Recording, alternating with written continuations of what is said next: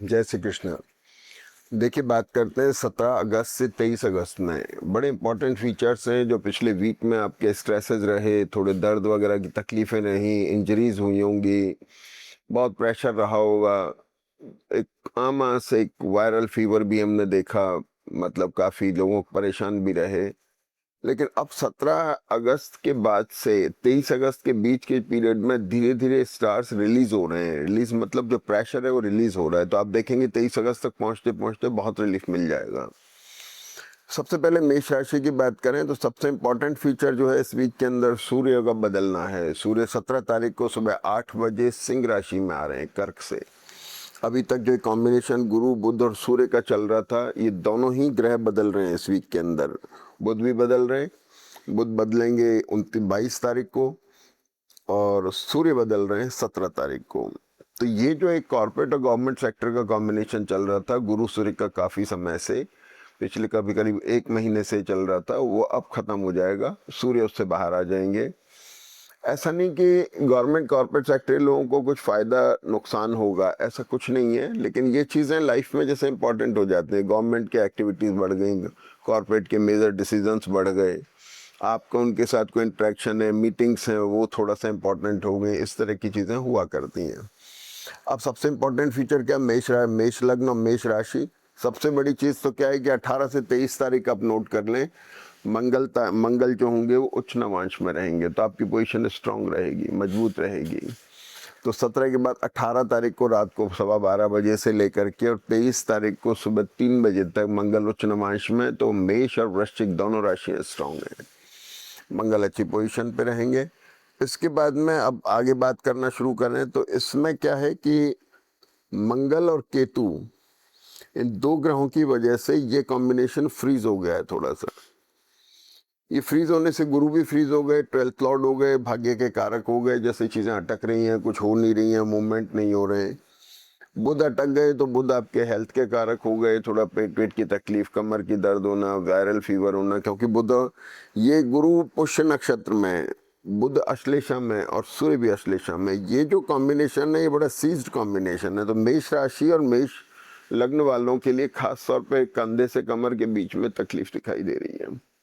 तो ये जो तकलीफ है, थोड़ा कंजंशन है, थोड़ा प्रेशर है, थोड़ा जकड़न सी है, और ये कभी कभी इन्फेक्शन में भी तब्दील हो जाती है, खास तौर पे कफ एंड कोल्ड का इन्फेक्शन। जो मंगल केतु है कफ को गहरा देते हैं, जैसे जम जाता है ना कफ, इस तरह की चीज़ें हो जाती हैं। तो स्ट्रॉन्ग कॉम्बिनेशन है ये, बड़ा एक बड़ा स्ट्रॉन्ग, हर चीज़ को थोड़ा जमाता है चीज़ को। लेकिन अभी क्या है, प्रेशर में है काफ़ी।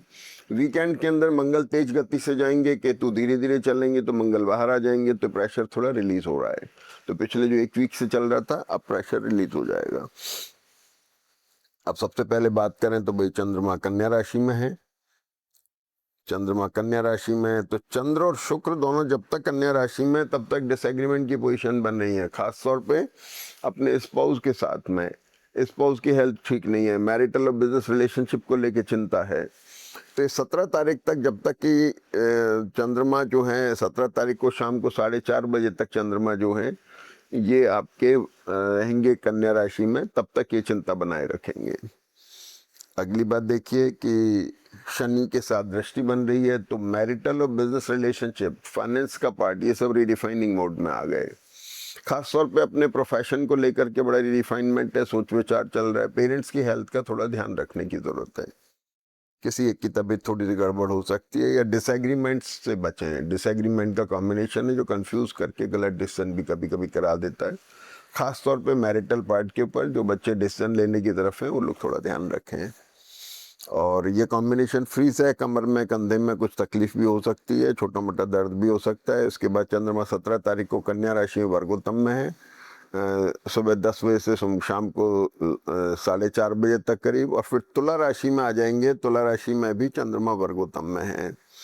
तो ये पूरा दिन 17 तारीख का अच्छा है, सुबह 10 बजे से रात को 10 बजे तक का, जिसमें आपको इस काम को अच्छे समय में यूज कर सकते हैं। चंद्रमा वर्गोत्तम, जैसे मैं बताता हूँ, बड़ा स्टेबल माइंड होता है उस समय, बड़ा पॉजिटिव एटीट्यूड होता है, आप अच्छे डिसीजन लेते हैं तो वो आपके लिए फायदेमंद साबित होते हैं। कंफ्यूजन में लिए गए डिसीजन आपके लिए नुकसानदायक साबित होते हैं। तो इसलिए इस समय आप अच्छे कुछ महत्वपूर्ण निर्णय, अच्छी मीटिंग्स होना हुआ, कुछ नए काम शुरुआत करनी हो, उसके लिए बहुत अच्छा वक्त है। इसके बाद में 18 तारीख को मंगल मकर नवांश में आते हैं, तो मंगल मकर नवांश में आके आपको ताकत दे रहे हैं, मजबूती दे रहे हैं, आपके असेट के पार्ट में जो एक कमी बेशी चल रही थी उसको मजबूती दे रहे हैं, आप एक्टिव हो रहे हैं, आपकी पोजीशन स्ट्रेंथन हो रही है, मजबूत हो रही है। इधर गुरु बैठे हुए चतुर्थ में मान सम्मान बढ़ा रहे हैं, मकर में मंगल आके आपको और मजबूत बना रहे हैं। आप महत्वपूर्ण निर्णय ले सकते हैं, इंपॉर्टेंट मीटिंग्स प्लान कर सकते हैं, कुछ इंपॉर्टेंट डिसीजन कर सकते हैं, कुछ इंटरव्यू वगैरह हो, कॉर्पोरेट सेक्टर के लोगों का बिजनेस मीटिंग्स हो, वो आप अच्छा प्लान कर सकते हैं 18 से 23 तारीख के बीच में।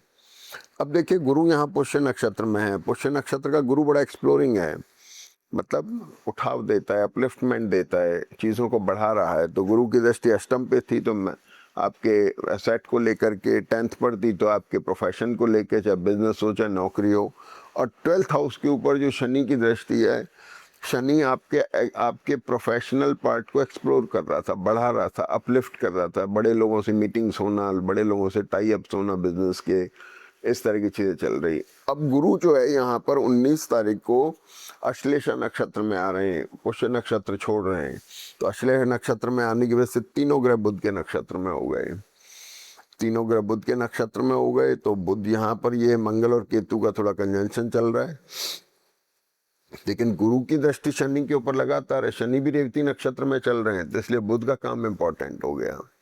अब इम्पोर्टेंट जब हो गया तो अभी आगे की देखने की बात यह है कि 21 तारीख को पहले अपन बात कर ले, चंद्रमा वृश्चिक में वर्गोत्तम में है, वृश्चिक में ट्रैवल प्रॉन है, एसेट को लेके कंसर्न बता रहे हैं, वर्गोत्तम में तो आप इसे यूज कर सकते हैं, सुबह 12:30 बजे तक का टाइम अच्छा है, इसे आप अच्छे तरह से यूज कर सकते हैं किसी बिजनेस मीटिंग्स में, टाई अप्स में, इनमें। गुरु से दृष्ट होके एसेट का लिक्विडेशन, ट्रैवल कराना, रीशफल करना, लोकेशन चेंज कराना, ये हो सकता है। अब सबसे इम्पोर्टेंट चीज, शनि गुरु बुध सूर्य ये सारे ग्रह बुध के नक्षत्र के हैं, और बुध सिंह राशि में आ रहे हैं 22 तारीख से। जैसे ही बुध यहाँ पर आते हैं, आप देखिए राहु केतु के बीच में बुध आ गए, ठीक है साहब। और मंगल और बुध ने मिलकर के इस चीज को थोड़ा सा फ्रीज कर दिया। मंगल देखिए यहाँ पर तेज गति से जा रहे हैं, और अब ये केतु की गिरफ्त से बाहर जाने की तरफ है। केतु राहु के बीच में आके मेष राशि और मेष लग्न वालों के लिए स्ट्रांग हो गए, ये इंपॉर्टेंट का फैक्टर हो गया। और यहाँ देखेंगे तो सूर्य जो आपके यहाँ भी सूर्य भी बदल चुके हैं, क्योंकि आप देख रहे हैं यहाँ पे हमने बताया 17 तारीख को सूर्य भी बदल गए, तो सूर्य केतु बहुत क्लोज है, उसके साथ बुध भी आ गया, तो बुध प्रेशर में आ गया। ओवरऑल अगर देखा जाए तो जितने ग्रह नक्षत्र हैं वो सब भी प्रेशर में आ गए, जैसे गुरु है, बुध है, यहाँ बुध भी बदल गया, सूर्य भी बदल गया, गुरु अकेले रह गए, ठीक है ना। तो सूर्य मंगल से गुरु के अंदर थोड़ी तेजी आ गई, एक्सपेंडिचर होना, ट्रैवल होना, कुछ आपके अटके हुए काम थे वो होने लगेंगे। लेकिन बुध के प्रेशर में आने से गुरु ट्रैवल प्रॉन हो गए, थोड़ा सा आपकी ट्रैवल हो गई, आपको एसेट लिक्विडेशन की तरफ ले गया, इस तरह की चीज़ें हो रही हैं। और बुध नेचुरली हेल्थ का कारक भी है, फाइनेंस का कारक भी है, मानसिक चिंता भी ध्यान रख उसका भी कारक है, बच्चों को लेके इंपॉर्टेंट डिसीजन होंगे, ये सारी चीज़ें होंगी। और फिर इसके बाद में 22 तारीख को चंद्रमा धनु राशि में है 14:50 के बाद से। तो जैसे ही धनु राशि में आते हैं, यहाँ भी एक बड़ी ऐसी स्थिति बनती है कि मंगल की दृष्टि इस पर जा रही है, केतु की दृष्टि इस पर जा रही है, तो मंगल और केतु, और इधर से शनि की दृष्टि आ रही है।